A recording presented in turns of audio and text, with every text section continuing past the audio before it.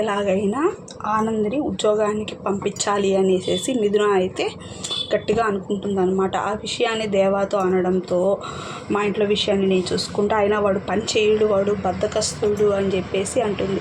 దానికి ముందు రోజు కరెంటు బిల్లు కట్టమని చెప్పేసి వాళ్ళ మామయ్య అయితే డబ్బులు ఇస్తే ఆ డబ్బులు కూడా ఆనంద్ అయితే వాడేసుకుంటాడనమాట.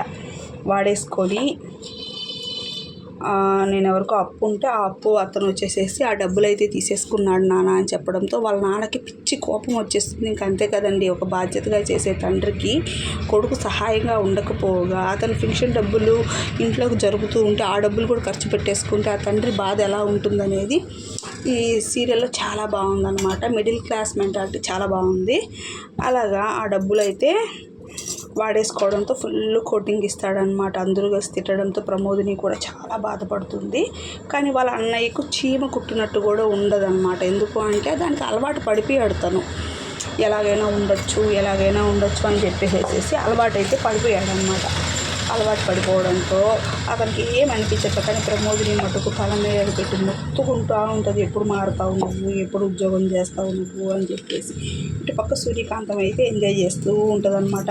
ఈ తిట్లన్నీ తిడుతూ ఉంటే ఆనందంతో, వాళ్ళు కూడా దొంగలే పూలు పెడతా ఉంటుంది సూర్యకాంతం.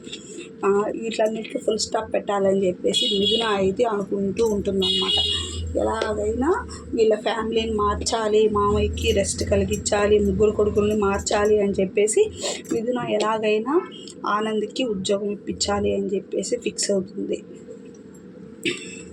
ప్రతి ఇంట్లో ఉండే సమస్యలేనండి. మిడిల్ క్లాస్ మెంటాలిటీలో ఎలాంటి సమస్యలు ఉంటాయో ఈ సీరియల్లో బాగా చూపించారనమాట.